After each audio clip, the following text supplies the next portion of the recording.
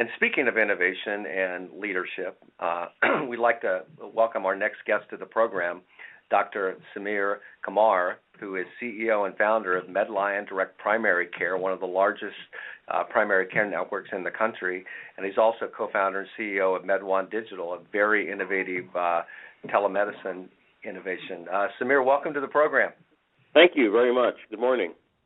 Hey, good morning. Good to have you here, and we look forward to seeing you real soon out there in Las Vegas. Yes, I won't have to travel very far. I actually live in Las Vegas. I know you do.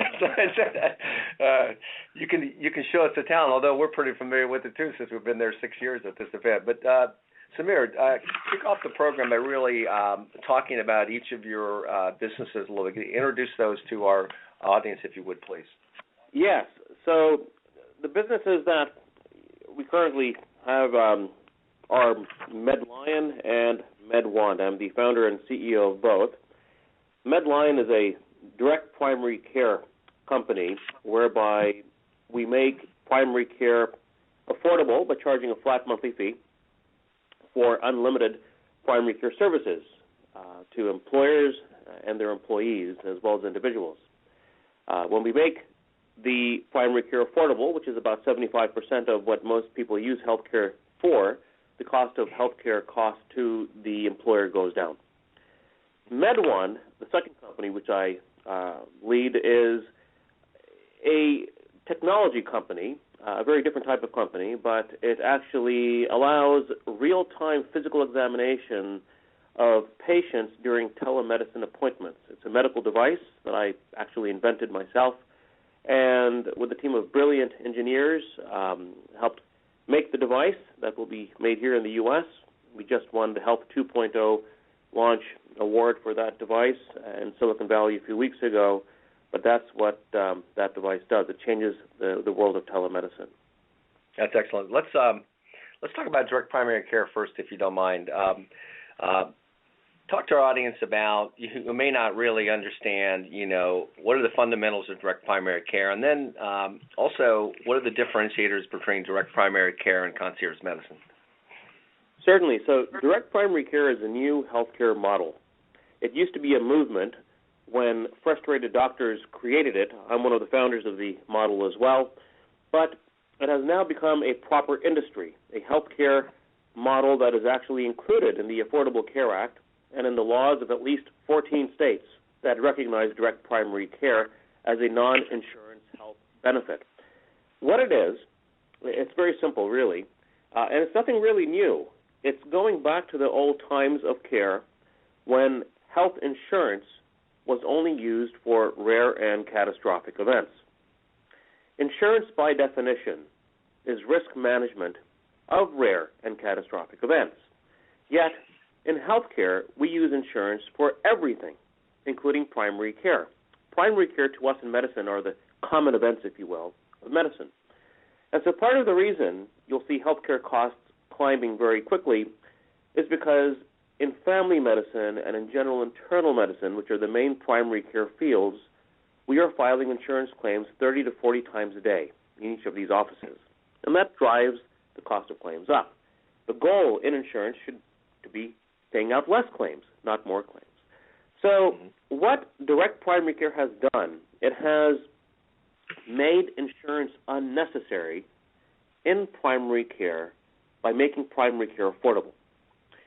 For fees less than $90 a month, less than $100 a month, it grants an employee or an individual unlimited primary care. Now again, primary care is about 75% of where most people will have their health care needs. So it really cuts down the cost quite a bit when you can take the 75% of health care and cap it at a monthly affordable fixed cost, leaving the insurance only for necessary catastrophes. That's direct primary care in a nutshell. It's one fee per month, and it covers you for both access as well as medical care. Now, the difference between direct primary care and concierge medicine is very important to define. I'm glad you asked that question. Direct primary care did come from concierge medicine. I know because I used to have a concierge medical practice in Pebble Beach many years ago when I was the resort's house doctor at Pebble Beach. the biggest difference between concierge medicine and direct primary care are as follows. Concierge medicine was predominantly created to help treat slightly more wealthier, affluent, executive individuals, number one. So the demographic market is very different. Number two, in concierge medicine, in many cases, one is expected to carry an insurance premium every month alongside the access fee for concierge medicine. So the concierge medicine fee gives you access to your doctor, 24/7 calls, cell phone access, house calls, and all these nice perks. But in addition to that, as a patient, you would need to carry insurance to have your insurance billed for every medical portion of that visit. So you're really paying two fees every month in most cases. In direct primary care, there's only one fee. The fee every month is typically half to a third of what you might find in most concierge practices. But more importantly, there is no insurance claim filed at all in any direct primary care practice for the direct primary care. So if you were to come to our office and be seen as a direct primary care patient, we would see you under that flat monthly fee, and there would be no insurance claim filed for your visit, even if you had insurance. That's the way direct primary care works, and that's how it's different from concierge medicine.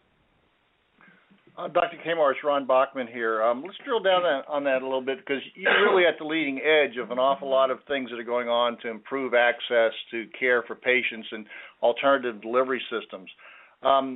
You mentioned there are 14 states. In many states, the idea of providing sort of unlimited primary care for a fixed fee could be considered a risk-bearing contract by the provider. How is that being dealt with in those 14 states versus 36 states, and how is the legal environment moving to make direct primary care available throughout the country? Certainly. So the whole concept of insurance is one that doesn't necessarily revolve around a monthly fee for medical services. The definition of insurance, as we previously discussed, is simply risk management for rare and expensive events. However, when most people think about insurance, we do think about insurance in the sense that there is this monthly fee and I'm getting medical services for it. It's not the definition, however. But your point is absolutely valid. When there is a promise made for unlimited care for a monthly fee, that can absolutely be misconstrued as insurance. When I said unlimited, it's not exactly unlimited. There actually are very high limits placed on the number of visits in most of the states where these laws are passed. And in some states, there are no limits on the number of visits. And here's really how it works. We are not assuming risk as primary care doctors in a field beyond what we are already trained in. The promise is to provide primary care, which is what the training was received for this flat monthly fee. The moment we step beyond primary care and start offering under that same monthly fee access to, say, radiology or labs or even specialist appointments, we have just trespassed into other fields that are not under our own training. So that is what can amplify the risk significantly. That's number one. Number two, the laws that are currently being put in place are very separate from state to state. However, the essence is very similar, and that is that it should be recognized that direct primary care is a healthcare model that is not based on insurance. That said, now there are regulations that have to be followed, guidelines that have to be followed. Some states, like Oregon, for instance, and Washington State, require just submission of information as to how much your fees are and how many patients you might have. Other states don't require that. There are yet even other states which say once you choose to bill a patient for direct primary care, you cannot bill that same patient for any insurance or any Medicare claim for primary care services. So the laws are different from state to state, but the main thrust is that as long as you practice within the confines of your own training in primary care, you're generally safe. That being said, there is some very specific law that's written and researched before each of these laws is passed. Okay, let me bring it down to the individual level just so our audience could understand the model. When I go to my primary care physician, they will do a number of other services, not just charge me for the doctor's time. I may have some X-rays or some lab work or some other sort of diagnostic work done. while you're maybe paying a fixed fee to the primary care, can I, as a patient, get a more traditional a document that I could submit to my insurance company or submit to my health savings account to pull out of that to pay for the service, or is the monthly fee eligible as a medical expense to be reimbursed out of some other account, or is this all strictly out of pocket, not related to any account balances that I might otherwise have? Yes, of course. So there are several questions in there. I'll try to break them down as I heard them. So when you're paying a flat monthly fee, and at MedLion, my own company, we charge $85 a month. So let's say you're paying $85 a month, and you're coming in to see us in Las Vegas at our Summerlin office. Mm-hmm. That covers all of your primary care in terms of consultations and treatment plans and management and so forth. There are going to be other costs that you will have to incur, such as labs and medications and so forth. Now, that is where insurance does come in, and you can pair direct primary care plans with insurance plans for more comprehensive coverage. So for the primary care portion, you may not need any additional claims, but let's say we have to send you for lab work, or you need a specialist, or you need an X-ray. Right. Absolutely. Those can be billed to your insurance company, and that's what actually happens in those cases where additional services are needed. To answer your question about HSAs, at this time, the IRS has not made up its mind on how to define direct primary care. It's such a new model. Right. So they haven't given us any type of indication yet as to whether or not this is a health plan. We have asked for that clarification. There's been official requests made on part of our advocacy group that's doing that. But because it's such a new model, they haven't said anything against direct primary care being a health plan or for. So everyone's playing it safe. And currently, because direct primary care could be viewed as a proper health plan, and because you can't have more than one health plan on an HSA account, right now we are saying that we would be incompatible with HSAs. But as soon as that definition is cleared up by the IRS, we believe that everything's going to be fine.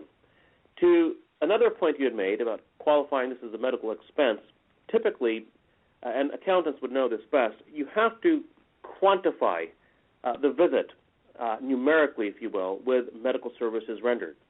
When you can do that, it becomes a qualified medical expense. Again, there has been no definition formed for or against this in direct primary care. But if, for instance, the services are actual medical services, then the answer would be yes. It could be qualified as a medical expense, depending on the direct primary care services that have been offered. That is still yet to be teased out in legislation, but because it's such a new model, we're playing it safe and saying that currently it is not. But at least many of the expenses that you're talking about, the lab work, some of the other service costs that might be involved with a primary care visit and follow-up on whatever, if you have a diagnosis and you have some additional expenses that are being coordinated by the primary care.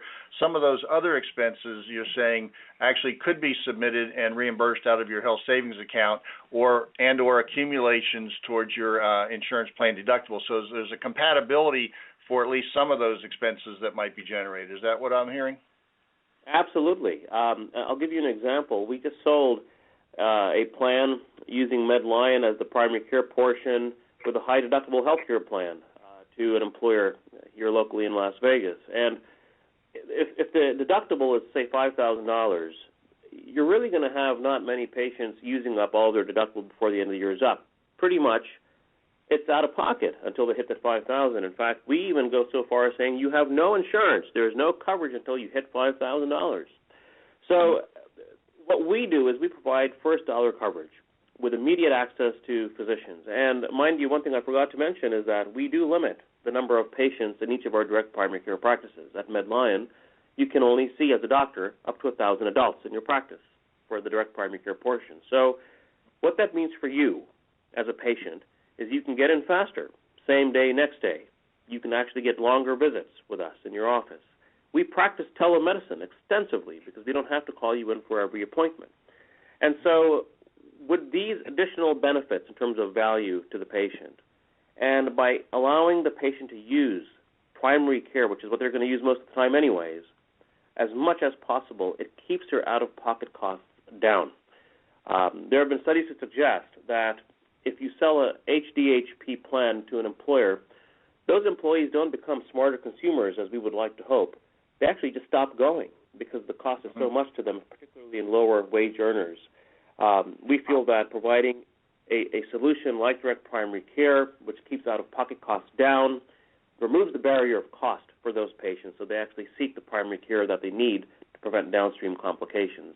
But yes, that's absolutely right.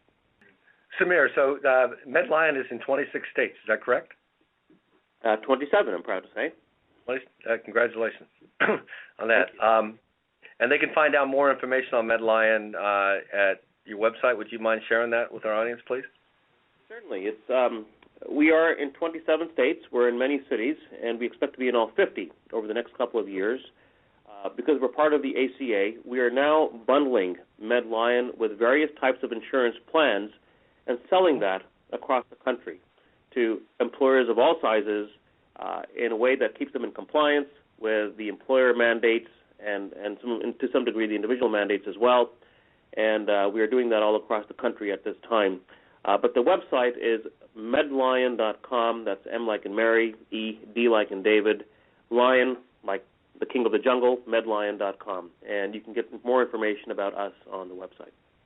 That's great. And we're going to have you back on to talk about MedWand, but give our audience about a minute or two overview of MedWand and the uniqueness of that innovation in this telemedicine space. Certainly. So up to now, telemedicine is becoming more and more popular because its cost that's cut down quite a bit, great access, and extreme convenience for the patient who may be able to get, say, a telemedicine visit via video with their provider. Many reputable companies are now emerging with lots of venture capital backing to expand on this $30 billion industry. I, however, think that the technology needs to be improved by actually allowing real-time physical examinations during these telemedicine visits because you're primarily just restricted to chat like FaceTime. So I created a device called the MedWand. It's about the size of a computer mouse, and you can plug this into a computer and actually be examined in terms of your heart, your lungs, you have your nose, throat, and ear looked into, get some basic vitals, even get an EKG. All this can be done if the patient's end has this MedWand. We are selling something now. We are doing pre-orders because we are going to be in full production sometime early next year. We're selling something called the MedWand Office Doc. DOC stands for Digital On-Site Clinic. And it's a computer terminal that's been preloaded with our software and has MedWands available so that if you have an employee workforce of, say, even 5 employees, you can have your own on-site clinic. Our job is to make telemedicine more effective, to keep employees at work, to keep the disabled at home where they belong, and they can be cared for remotely by examination. That's MedWand. It's the first time it's ever been done, and we're shaking up the telemedicine industry in a nice way with that as well. Yeah, that's great, Samir. Do you see distribution also via retail clinics? Absolutely. So we're talking to retail clinics, we're talking to insurance companies, we're talking to employers all across the country, daycare centers, the military. The applications are endless. I mean, if you think about it, I can actually examine a patient in flight in a jumbo jet at 600 miles an hour from the ground, tell the pilot whether or not to land the plane. We can examine patients in daycare centers and schools. So to answer your question, yes, retail clinics, I believe, are going to go towards telemedicine a bit more so than they are now because now they don't have to have a nurse practitioner or a PA on site. They can actually be off-site and probably handle more volume of telemedicine visits down the road. Well, Samir, that's outstanding, and like I say, we're going to invite you back on to talk about telemedicine, such a big topic anyway, and talk specifically more about MedWand. And to our audience that's listening today or that listens next week on podcast, Samir will be at IHC Forum West speaking in several sessions, so you'll be able to come out and get to know MedLion more, Samir more, and MedWand, and actually see it demonstrated at IHC Forum West. So, Samir, I really appreciate you being on today, and I'll give you a chance to leave our audience with a couple takeaway points, if you would. Certainly. So, MedLion is part of a new field called direct primary care. Direct primary care is going to continue to grow. It's like old times past, when you only use insurance for catastrophic issues, and you'll be using now a direct primary care arrangement predominantly through your employer for routine healthcare needs and cut your healthcare costs down. You're also going to see the emergence of telemedicine technology in a way where we won't have to go in for everything anymore. You're going to have very cool equipment coming out where you can have your blood drawn at home and get the results almost instantaneously. You're going to have devices like ours at MedWand where you're going to be able to be examined from anywhere, and going into the doctor's office is going to be reserved for those instances where you really need to be seen. So we're very excited about what the future holds. I think the biggest boom in medical innovation is going to happen with the combination of technology innovation over the next 5 to 10 years, and it should be an exciting time for all of us as consumers. Samir, thank you so much. I really appreciate your time. Have a great weekend, and we'll see you in a couple of weeks out in Las Vegas. Looking forward to it. Thank you for having me.